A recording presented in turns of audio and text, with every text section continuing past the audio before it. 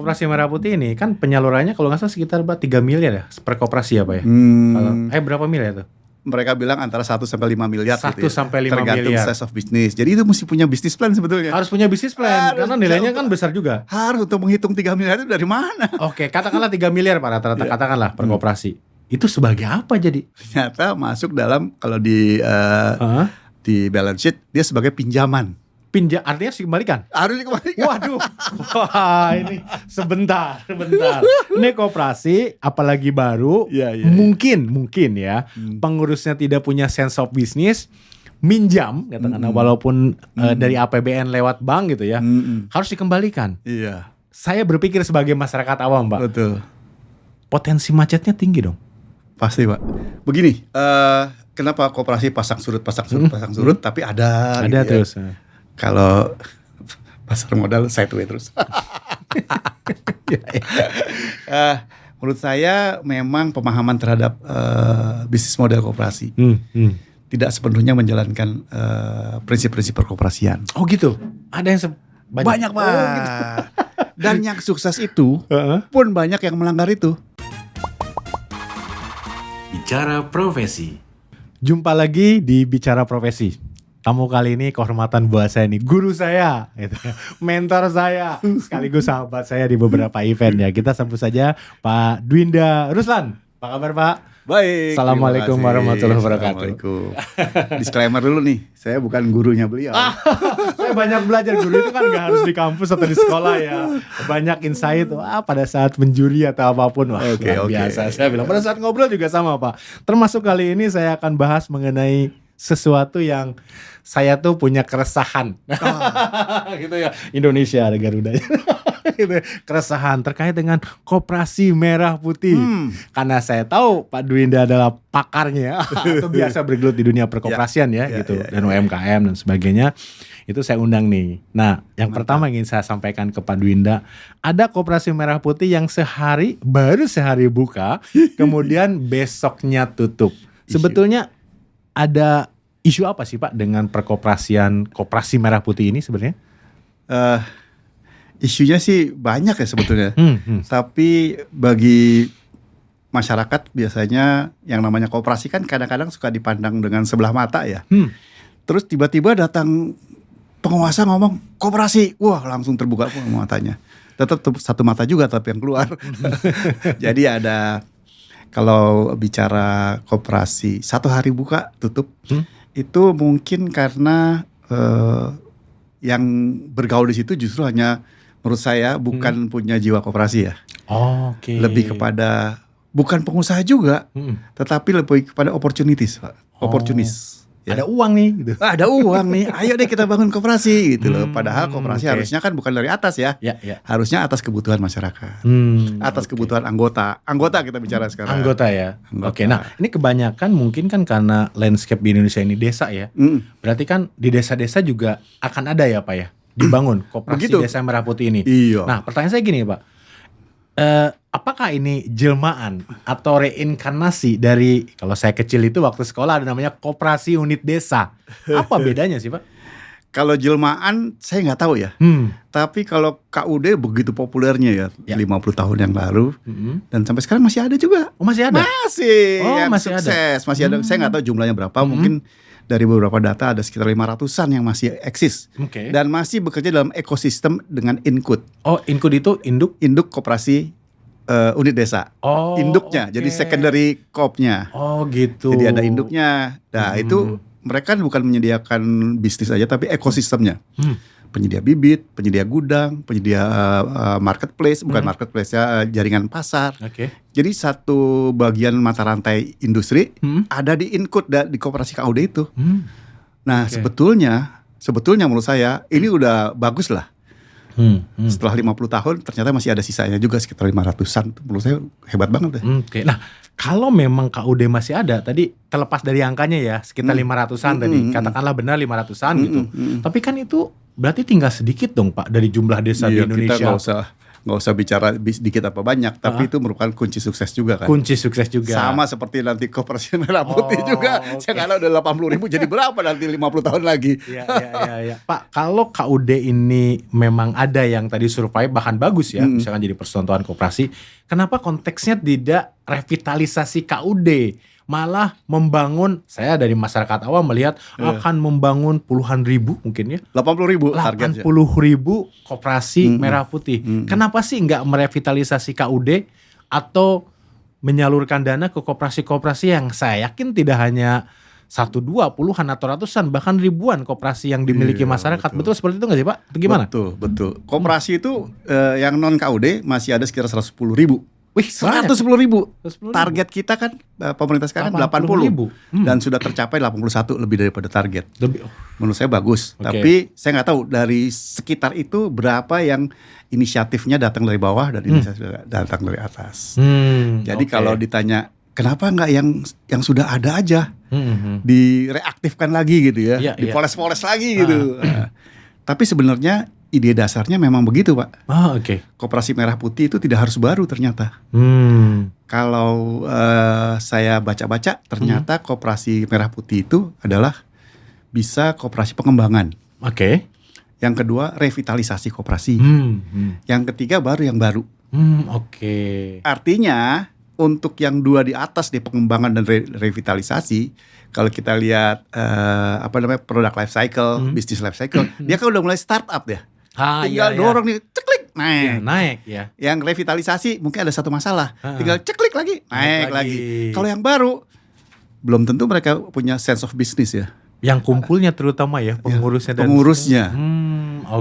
belum tahu dia belum tahu juga dia memiliki sense of business yang bisa melayani. Karena koperasi kan pengurus itu melayani anggota. Gitu. Nah kalau tadi udah tercapai 81.000 itu baru semua berarti ya? Nggak tahu, itu saya belum tahu. Apakah dari yang 3 jenis ini? Tapi tadi sebetulnya tujuannya 3 tadi. Pengembangan, revitalisasi, dan yang baru ya Pak ya? Betul. Nah ini kan targetnya banyak di desa nih. Selain di kota juga mungkin ada ya karena seluruh Indonesia. Kalau di desa, saya tuh merasa bahwa gini, apakah ini sebagai lahan penyalahgunaan nanti bagi teman-teman di desa atau jebakan bagi yang tidak niat menyalahgunakan tapi salah urus? Karena setahu saya di desa sekarang dana desa kan luar biasa juga besar ya. Iya. Kemudian ada BUMDes Pak, Badan Usaha Milik Desa. Kemudian tiba-tiba ada juga Koperasi Merah Putih. Nggak pusing Pak masyarakat desa, pengurus desa di kelurahan atau yang di organisasi pemerintahan paling kecil itu? Ini menarik nih, jangan tendensius tapi ya. Menarik ini. Kalau ada bedanya sebetulnya dari model bisnis. Kalau koperasi harusnya dari model kebutuhan anggota. Mereka perlu apa sih di bawah? Karena mereka kalau sendiri-sendiri nggak bisa, kita gabung-gabung lah jadi sebuah badan usaha. Jadi badan usaha bisa macam-macam. Bisa kalau kita mengacu ke KUD, itu ekosistemnya adalah pupuk, terus penggilingan, lahan buat jemur, lalu akses pasar. KUD itu menyiapkan itu loh. Jadi begitu luar biasanya gitu ya. Kalau di koperasi-koperasi yang mina, koperasi-koperasi kelautan tuh. Sektoral lah berarti ya. Sektoral. Mina kalau mina tuh nelayan ya. Berarti pertanian. Gitu. Kalau nelayan, mereka menyediakan apa? Menyediakan ongkos nelayan. Terus menyediakan ongkosnya untuk beli es, beli apa gitu. Sama ongkos hidup keluarganya yang ditinggal selama 12 hari. Termasuk itu ya? Saya baru tahu tuh. Ada Pak, ongkos hidup.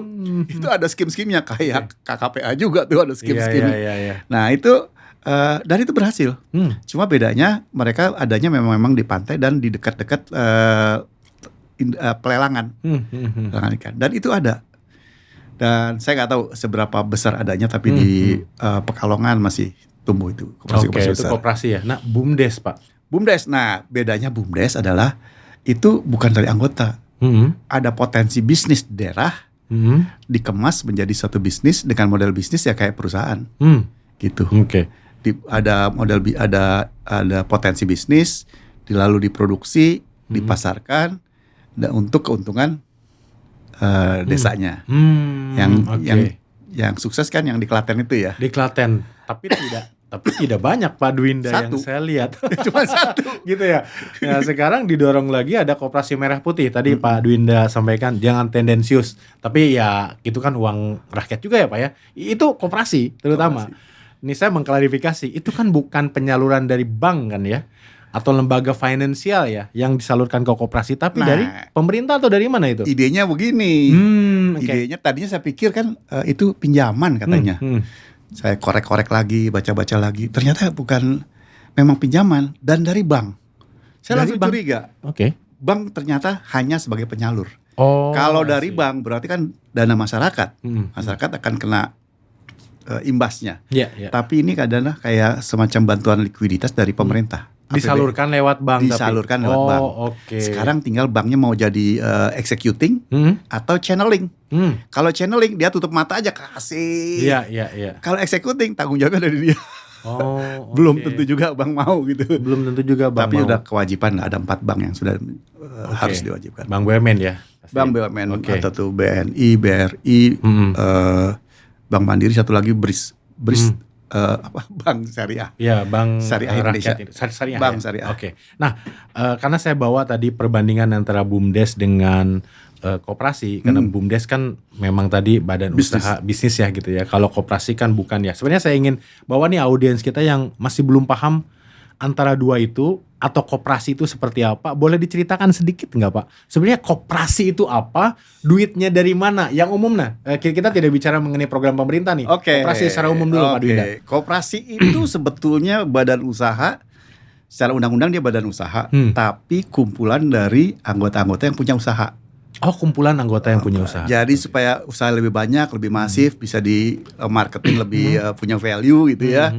Nah itu usaha bersama.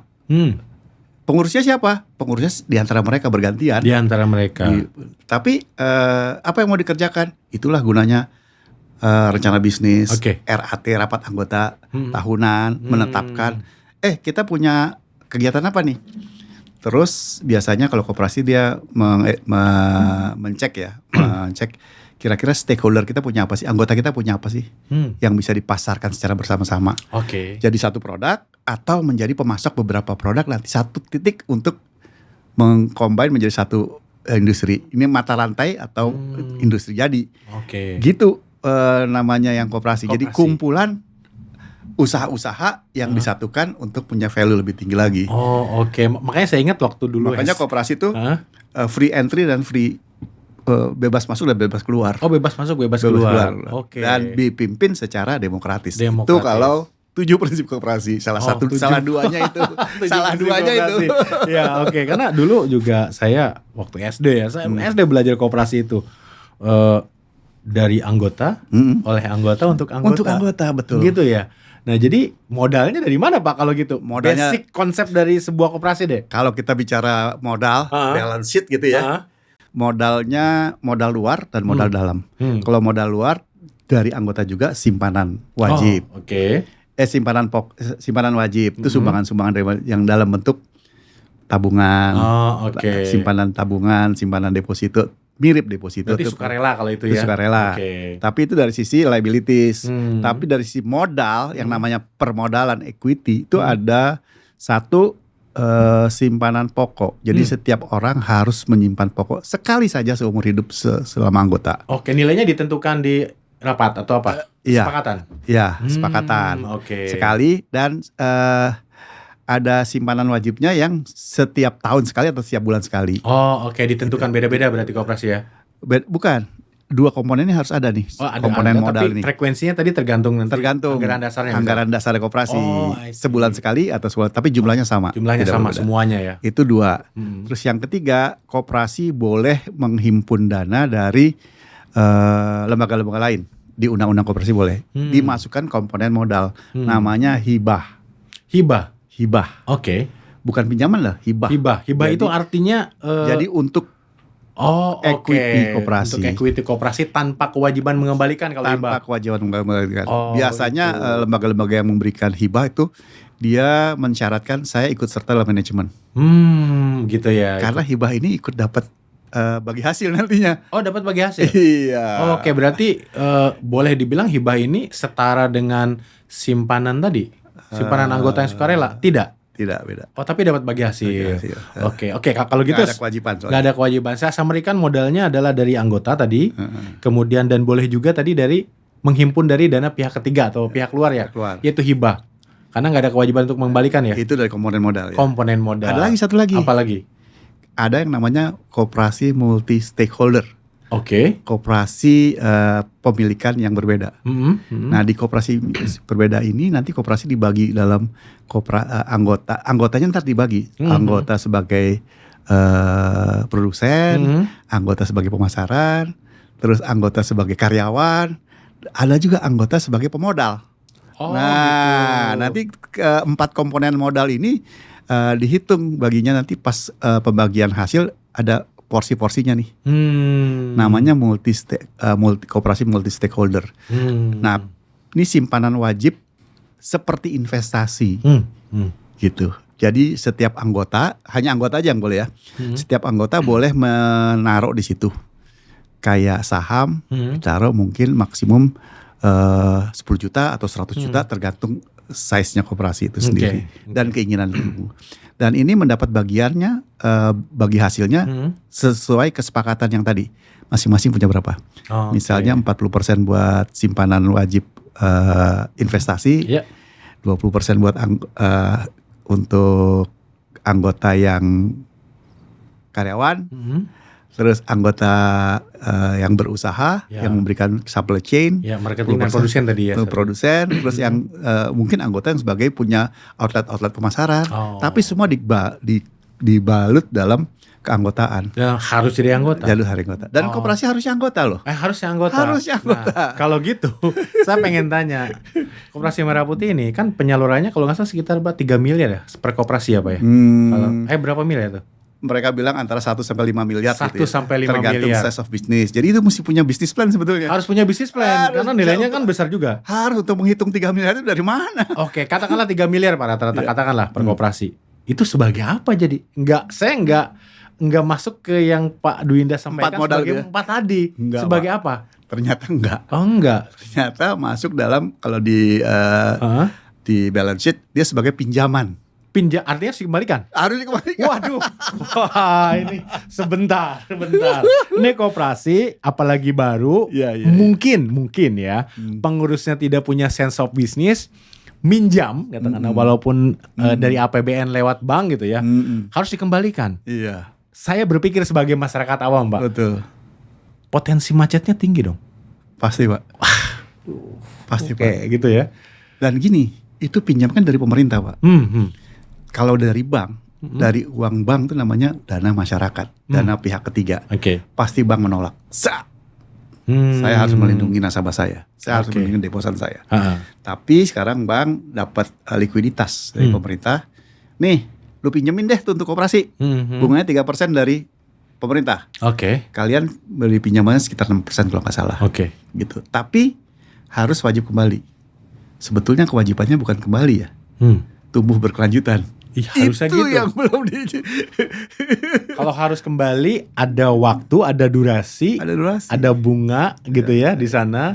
Dan akhirnya ada yang nagih dong. Ada yang nagih. Karena harus kembali. Kalau berkelanjutan katakanlah dana bergulir, saya pernah dengar tuh Pak. Dari satu orang ke orang lain dipindahin. Kan itu masih mending tuh berkelanjutan tuh. Tapi kalau harus kembali tuh waduh saya deg-degan. Jadi potensi kredit macetnya tinggi dong Pak ya. Kalau tidak betul-betul disiapkan semua infrastruktur dan SDM-nya. Nah, tadi kan saya udah bilang ada 3 kelompok koperasi ya. Koperasi pengembangan untuk scaling up, revitalisasi atau menghidupkan kembali, dan koperasi baru. Kemungkinan besar yang macet yang di koperasi baru menurut saya. Koperasi baru. Yang koperasi baru itu yang bisa kita lihat di media-media, sehari buka langsung tutup. Iya betul. Berarti sense of business sama sekali nol, nggak ada. Iya, seperti itu ya. Saya sebetulnya niat baik pemerintah itu apa sih Pak untuk mendirikan Koperasi Merah Putih ini? Gini, niat baik pemerintah sebetulnya ingin menghidupkan koperasi. Saya juga pengen banget menghidupkan koperasi. Karena ternyata koperasi itu adalah sebuah model bisnis yang diakui secara internasional. Tahun 2012 PBB untuk pertama kalinya melakukan konvensi Year of Cooperative, tahun koperasi internasional, tahun 2012. Itu setelah 1844 koperasi di Rochdale berdiri, baru sekarang diakui secara PBB. Berapa ratus tahun? 150 tahun ya. Tuh. Idenya apa? Pertama karena hanya koperasi yang bisa menumbuhkan bisnis secara keberlanjutan. Satu itu temuan PBB. Temuan yang kedua adalah bahwa hanya koperasi yang bisa merekrut banyak pekerja-pekerja baru. Jadi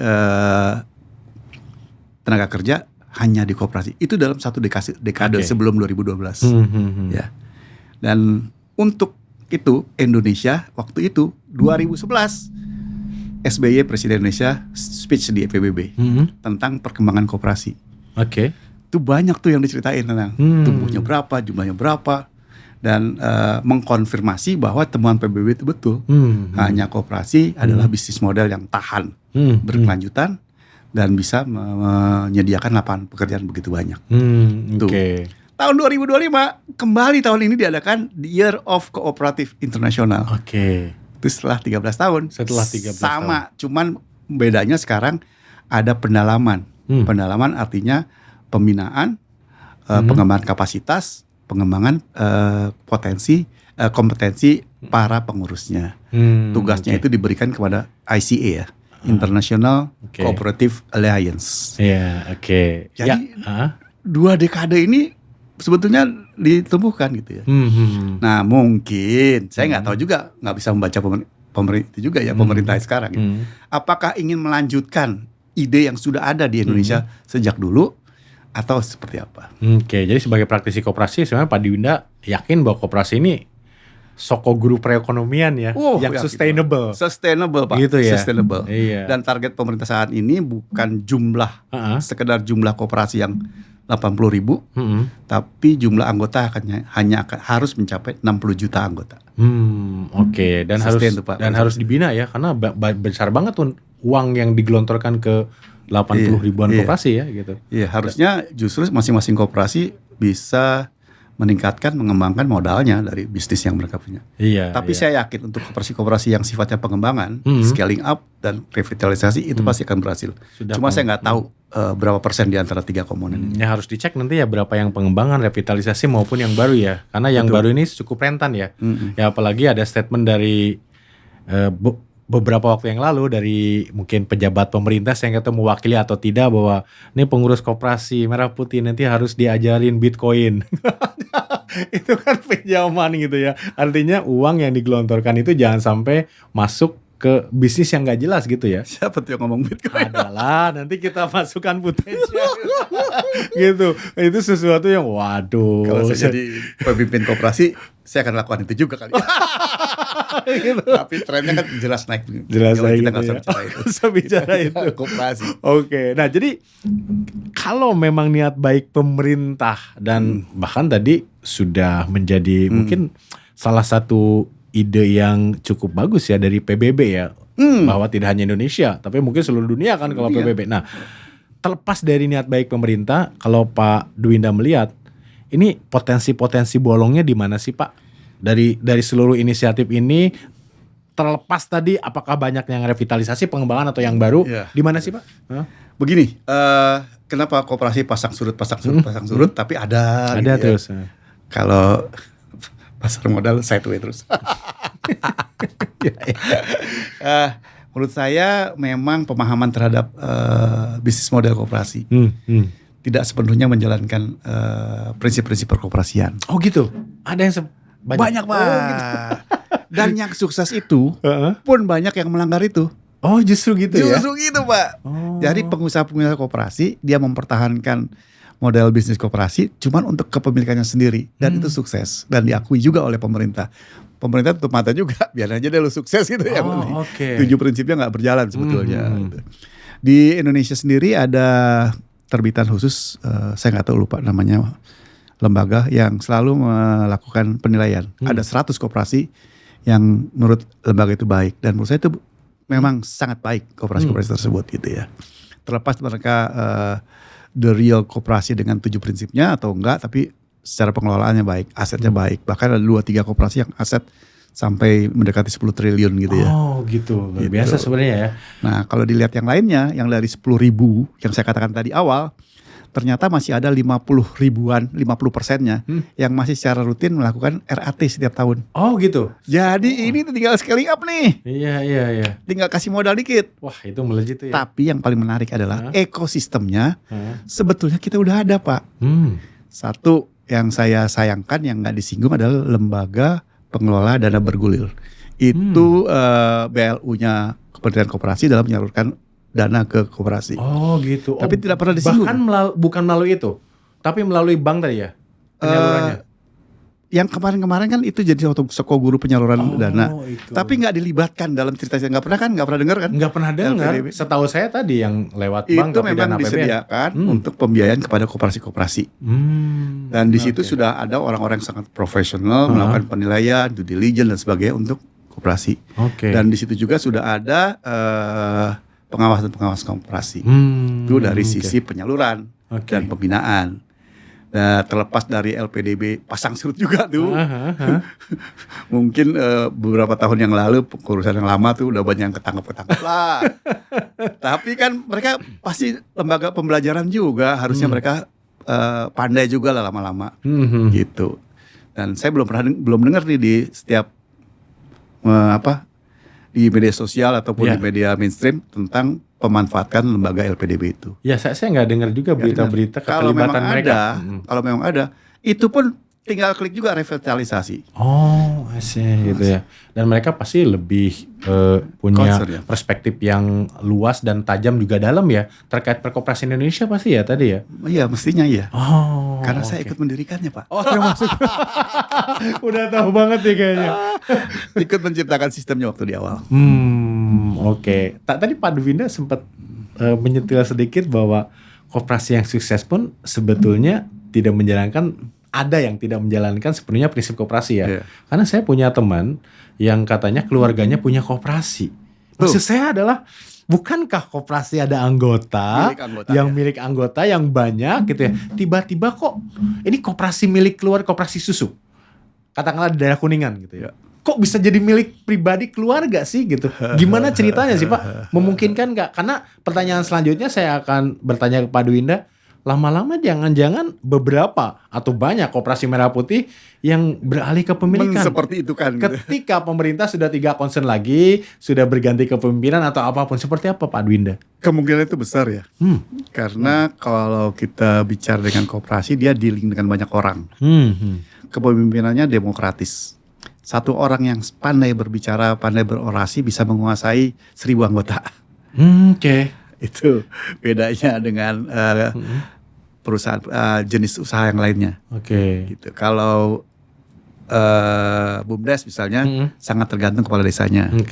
Kepala koperasi harusnya tergantung pada satu komunitas yang menunjuk pengurusnya. Nah, pengurus itu yang harus memanage. Tetapi karena banyak orang-orang yang merasa kok kayaknya ide gue nih kok nggak diterima ya, udah aku kuasain aja deh koperasinya. Jadi seolah-olah milik dia. Kalau koperasi susu ini agak beda nih. Oh berbeda ya. Beda. Ternyata koperasi susu adalah koperasi pengepul saja. Sebenarnya bukan koperasi. Sebetulnya atau namanya aja koperasi. Namanya aja koperasi. Dia ngumpulin susu-susu dari anggota-anggota, peternak-peternak. Nah, koperasi susu ini dia menjual ke 6 pabrik besar. Oh, jadi boleh dibilang itu adalah bisnis berbasis komunitas. Iya. Jadi bukan pure koperasi seperti yang memegang prinsip tadi 7 prinsip tadi. Oh gitu. Pantesan kok saya heran. Kalau benar-benar mereka itu koperasi, nggak ada tuh caranya pasti buang-buang susu di tengah jalan waktu kita pernah lihat ya. Oh iya pernah. Harusnya kan mereka distribusi aja ke PAUD semua. Kan anak-anak mereka juga tuh PAUD gitu ya. Cucu-cucu mereka, anak mereka. Itu sangat mungkin. Tapi kenapa terjadi itu? Karena dominasi 7 pabrik besar di Indonesia menurunkan harga, meng-cut off ini dengan alasan kualitasnya kurang. Nggak diterima. Nah, koperasi ini yang bisnis usaha bersama ini tidak bisa bernegosiasi secara baik dengan tujuh perusahaan besar itu. Oh gitu, oke. Nah pemiliknya, jadi pemiliknya saya juga ikut ngomong. Makanya pemilik saya bingung juga. Jadi bilang pemilik itu nggak bisa negosiasi apa. Dan para peternaknya yang harusnya punya suara untuk menentukan arah kebijakan, mereka juga nggak punya orang. Mereka cuma jualan susu ke koperasi tersebut yang dianggap anggota gitu ya, padahal kan jualan aja. Jualan aja. Oh oke. Tapi namanya koperasi loh Pak. Betul, badan hukumnya koperasi. Badan hukumnya, tapi dimiliki hanya segelintir orang, maksudnya memungkinkankah atau mereka mengharapkan ada bantuan-bantuan tadi, dana bergulir sehingga harus namanya koperasi? Namanya koperasi karena kan biasanya memang ada leader di situ. Leader yang merasa tidak puas dengan partner-partnernya, dengan anggota lain. Udah kok jalan sendiri aja deh. Gitu. Lama-lama jalan sendiri, anggota juga mungkin keenakan pada saat itu ya.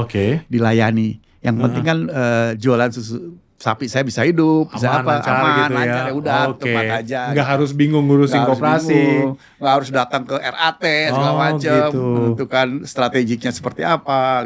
Gitu. Berarti terjadi perpindahan kepemilikan koperasi atau memang dari awal di setup sebagai bisnis berbasis komunitas saja? Tetap seperti koperasi, tetap mereka melakukan RAT dan RAT itu di set bahwa keputusannya 1, 2, 3 itu diatur sama orang-orang tertentu aja. Dan nggak wajib, tergantung badan anggaran dasarnya ya, nggak wajib harus ganti pengurus. Kalau di anggaran dasar ditentukan sama-sama ya udah dia aja ngurus gitu. Oh gitu. Ada bisa juga. Ada kewajiban juga di undang-undang. Jadi dia terus ya. Lama-lama ya seakan-akan boleh dipilih secara harusnya kan secara demokrasi dipilih setiap 5 tahun atau 4 tahun ya tergantung anggaran dasarnya. Tapi nggak ada undang-undang yang mewajibkan harus berganti. Jadi harus itu terus ya. Apalagi anggotanya mungkin ada yang keluar, ada yang sudah tidak jadi anggota karena udah sepuh dan sebagainya. Akhirnya seakan-akan ini jadi bisnis keluarga, koperasi milik keluarga. Nah untuk mencegah Pak, supaya Koperasi Merah Putih yang menerima dana pinjaman gitu, yang akhirnya mudah-mudahan nggak macet, dikelola dengan benar dan mencegah perpindahan kepemilikan atau mungkin entah ada korupsi atau mungkin yang tidak pandai mengelola jadi disangkanya menyelewengkan dana.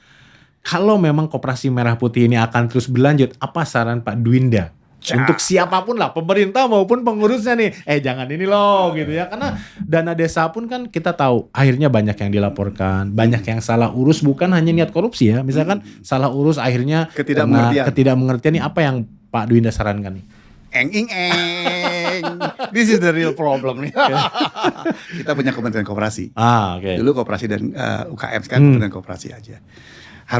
Bukan harusnya, mereka sebetulnya udah punya ekosistem pengawasan.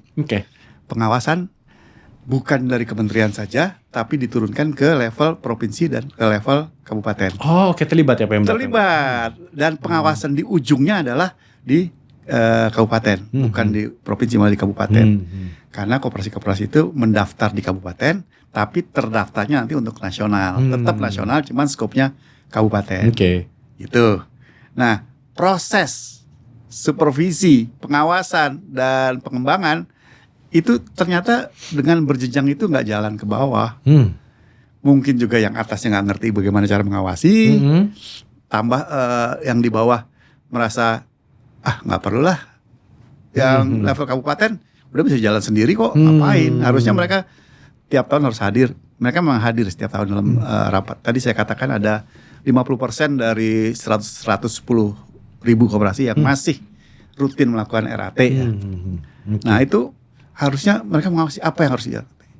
Kan kalau RAT adalah laporan pertanggungjawaban, bisa pertanggungjawaban proses bisnis, pertanggungjawaban keuangan, dan pertanggungjawaban atas rencana kerja yang dilakukan. Itu yang pertama. Yang kedua, merumuskan juga rencana kerja yang akan dikerjakan tahun depan. Harus ada rencana kerja. Harus ada rencana kerja. Nah, ini supervisinya tuh nggak jalan gimana? Gimana gua ngurusin mereka? Gua nggak ngerti bisnis juga. Kata pejabat-pejabat di level kabupaten. Bahkan di level kementerian juga seperti itu sebetulnya. Sama seperti itu. Saya pernah jadi konsultan di Kementerian Koperasi juga, membuat 3 atau 4 produk lah, produk kebijakan gitu. Itu yang saya pikir, kok mereka pasar bongkok sama saya gitu, pasar bongkokan. Itu instansi, kemudian Pemda. Kalau di Pemda termasuk Pemprov, Pemkot, Pemkab itu nempel di dinas atau di mana sih Pak? Dinas. Fungsi pengawasannya? dinas. Harusnya mengawasi. Harusnya mengawasi. Kenapa nggak berjalan? Bukan karena knowledge ya. Knowledge kan ya memang bisa tugasnya dipelajari. bisa dipelajari. Iya. Nggak ada duitnya mungkin Pak atau gimana? Bisa jadi nggak ada duitnya. Bisa jadi nggak ada duitnya.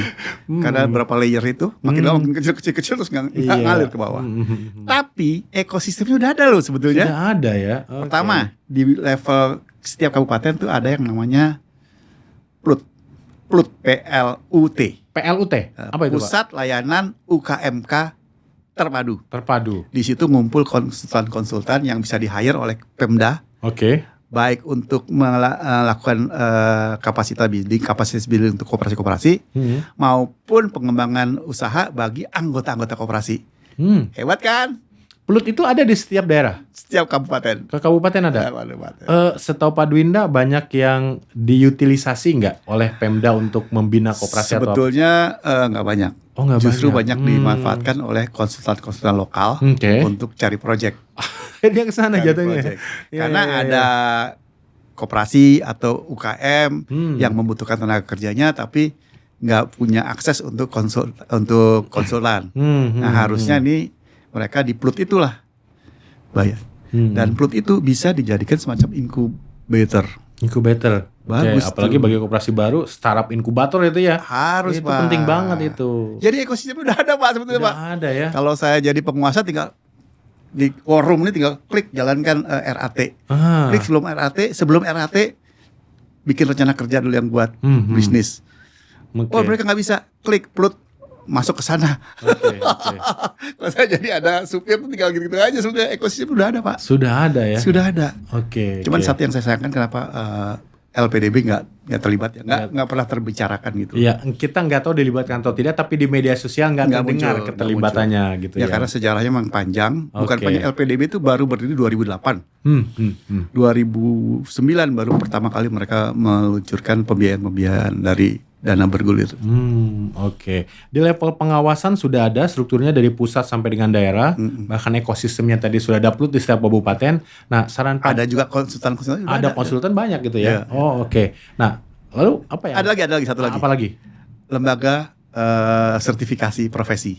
Oh, LSP. LSP. Untuk apa? Untuk siapa? Perkoperasian. Untuk Profesi perkoperasian. Oh, profesi Manajer koperasi. Oh, oke. Terus kalau untuk yang convenience store itu sembako-sembako untuk pengawas stok apa itu ada Pak, lengkap Pak.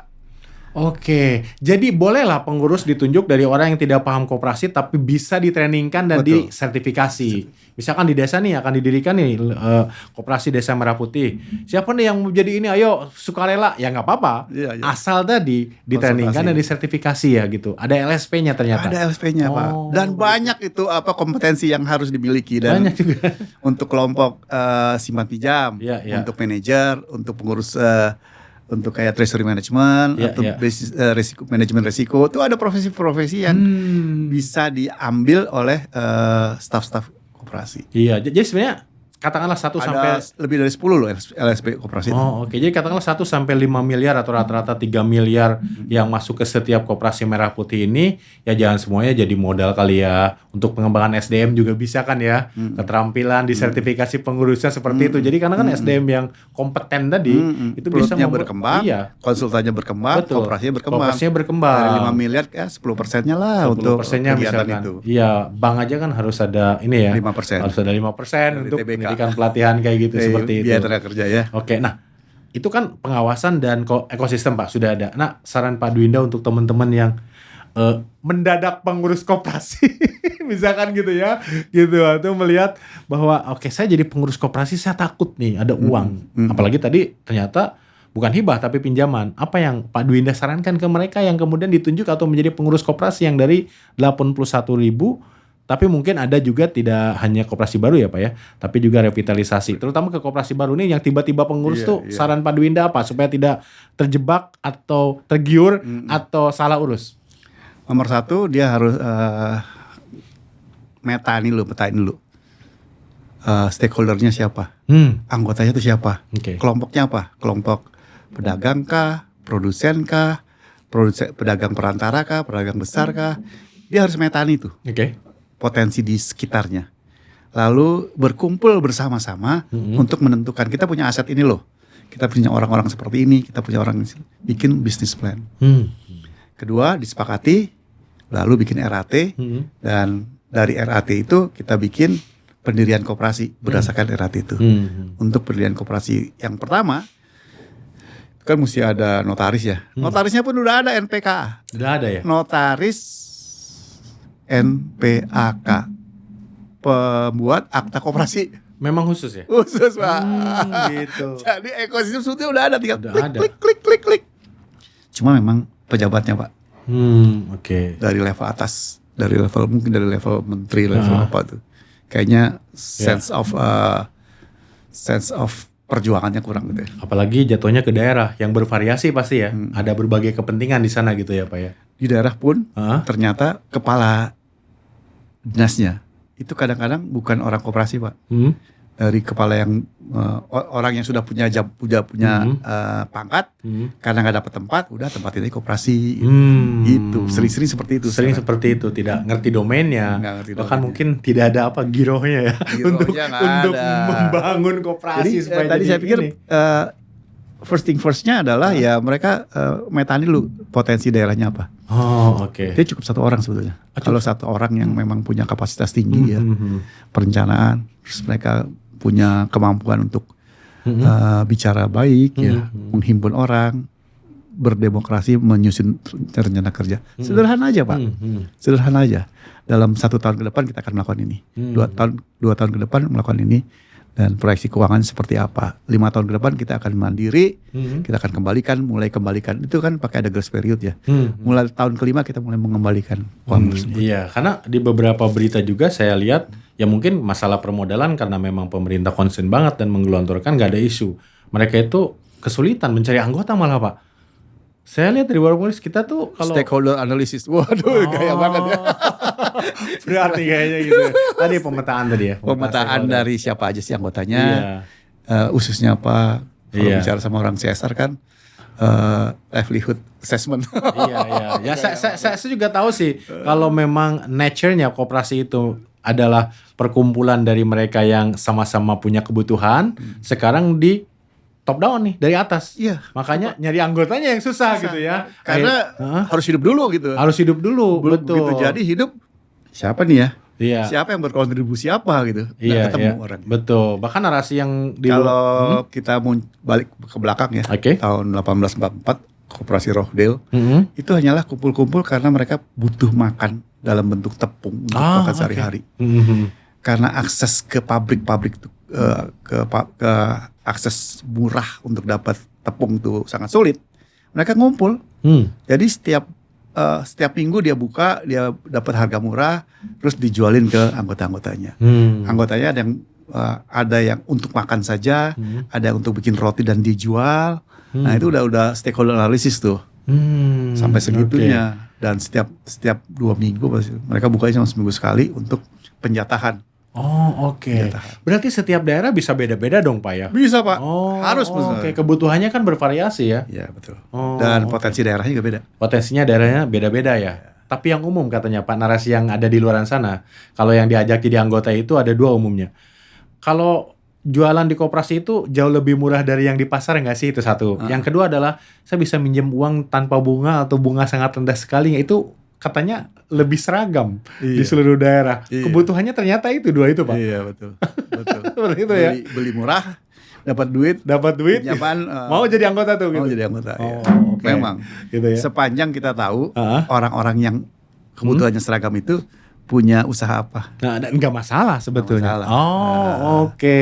Saya mau beli murah dari barang-barang yang di koperasi, ternyata saya dagang mie, gitu loh. Sehingga kan biaya kos saya kan murah. Dan saya mau jadi anggota untuk dapat supply chain dagang mie saya. Atau saya dagang di pasar sayur-sayuran. Saya kepengen dapat pembiayaan dari koperasi agar saya akses ke petani ada. Nah ini lebih panjang lagi nih. Mesti petaninya pun juga dia anggota juga, bukan hanya pedagang di pasar. Tadi punya supply chain ya? Supply chain. Itulah keberhasilannya. Dan itu bisa menjadi cut costing. Sangat besar. Sangat besar. Dan yang bisa memikirkan supply chain sampai tadi bisa meraih para produsen sama konsumen yang sama-sama membutuhkan dari sisi input dan outputnya itu sebetulnya siapa Pak di setiap koperasi ini? Ketuanya kah? Biasanya ketua Pak yang punya kreativitas ketua. tinggi. Oke, berarti itu penting ya memilih ketua itu. Dan mereka biasanya pertama punya sense of business, kreativitas tinggi. Yang paling penting lagi mereka loyal dengan lingkungannya. Oh gitu. Memang harus dari lingkungan itu ya? Lingkungan. Oh, nggak bisa. Saya berpikir tadinya gini, mungkin saya salah.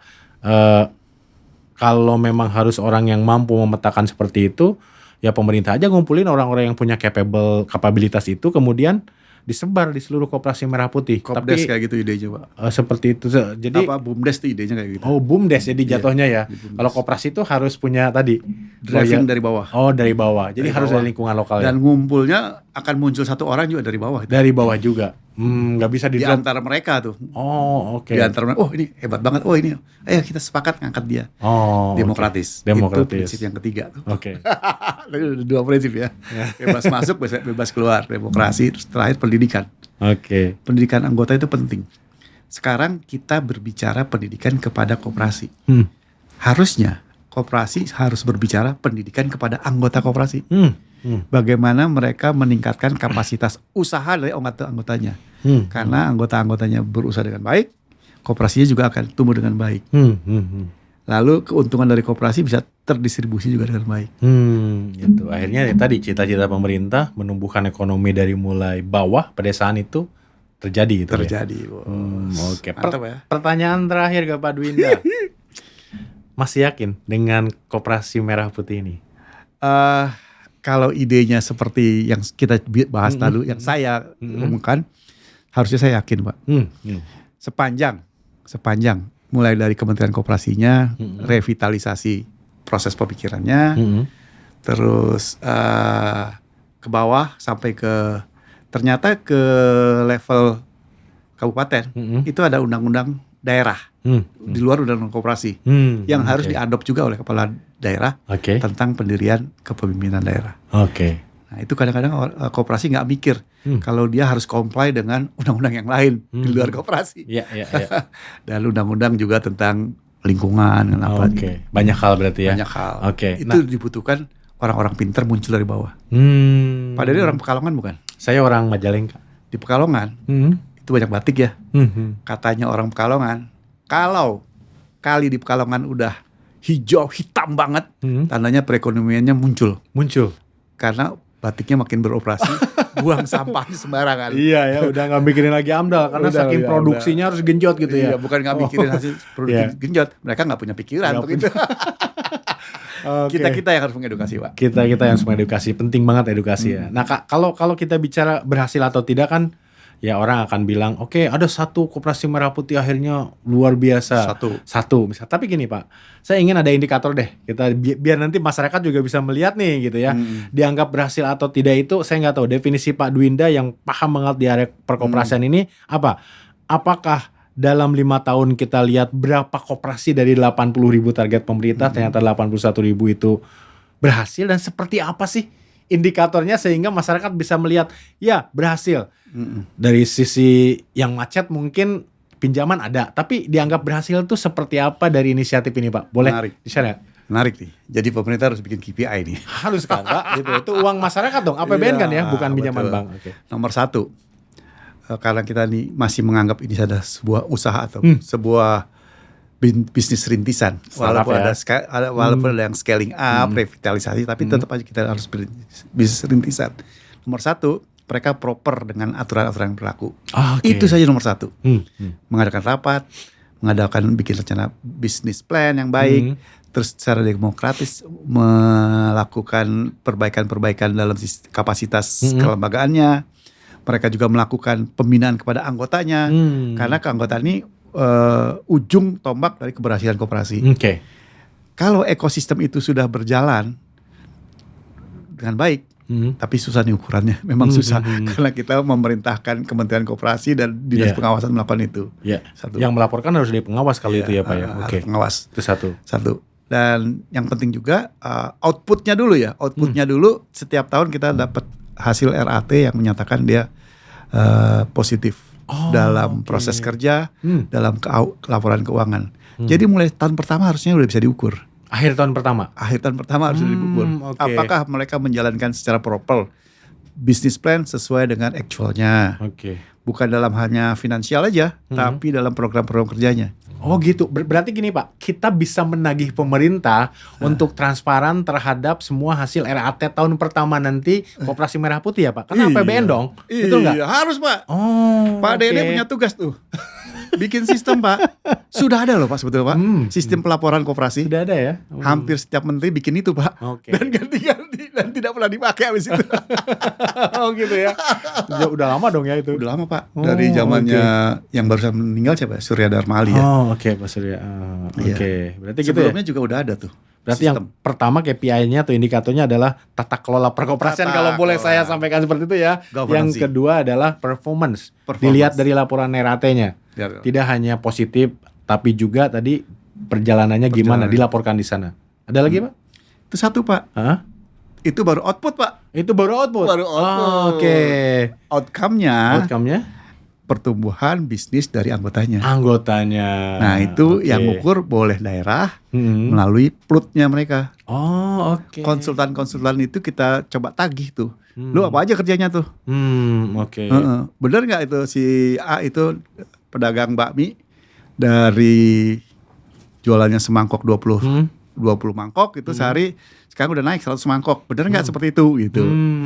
Plut gitu ya laporannya. Tapi syaratnya plutnya harus digandeng pemerintah daerah. Iya memang punya pemerintah daerah plut. Punya pemerintah. Gitu. Berarti tinggal klik doang. Tapi ada orang-orangnya ada? Ada Pak.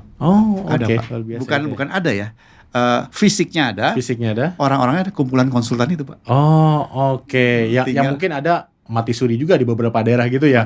Ada yang memang ada yang tidak gitu ya.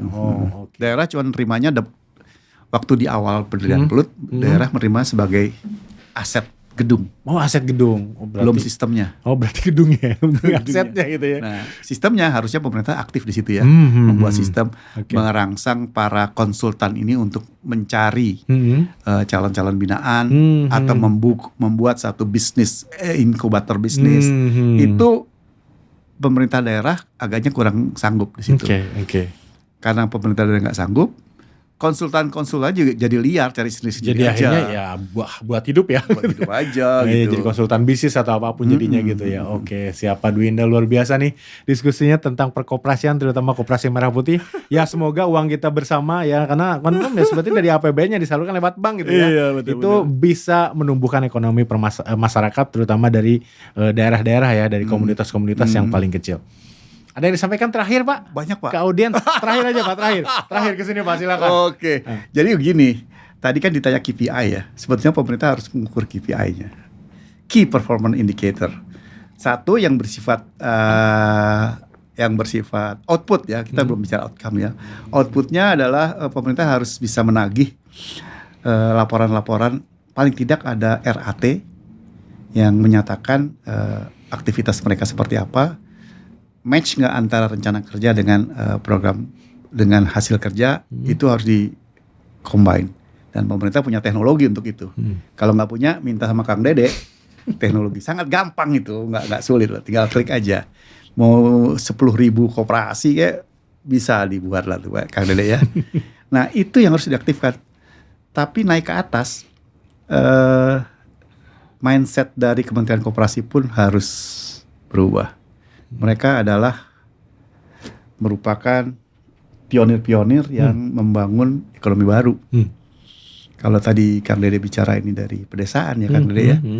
Kalau kita bicara pertahanan nasional, kan ada, kalau saya dulu pernah dapat ilmu pertahanan nasional, ada dua. Security approach sama prosperity approach. Ini merupakan pertahanan nasional yang berbasis prosperity approach. Kesejahteraan dari background area. Jadi pertahanan security prosperity approach dari ruang belakang negara kita, pedesaan. Jadi sebenarnya sama posisinya dengan tentara-tentara kita yang hebat ya. Harusnya koperasi pun seperti itu ya. Barangkali itu sebabnya yang panen jagung polisi sekarang. Itu ya, yang bikin rice mill itu yang bikin penanaman padi, rice estate, itu Menhan. Menhan ya. Okay. Sama. Jadi dia menjalankan dua strategi keamanan, security approach dan prosperity approach. Prosperity approach. Kenapa Bulog juga berulang kali yang diangkat dari? Itu juga. Tapi dipecat, Pak. Sayang sekali tuh. Sayang sekali. Nanti kita bahas di topik yang berbeda ya, Pak ya. Ini kan tentang perkoperasian, biar nggak kemana-mana. Oke, Pak Dwinda, terima kasih atas kesempatannya, luar biasa. Saya belajar banyak mengenai koperasi. Insya Allah nanti kita bahas lagi topik yang lainnya. Beliau banyak banget ya ingin di-sharing ya. Saya dan terutama dari audiens kita. Sampai ketemu di segmen lainnya. Assalamualaikum warahmatullahi wabarakatuh. Waalaikumsalam.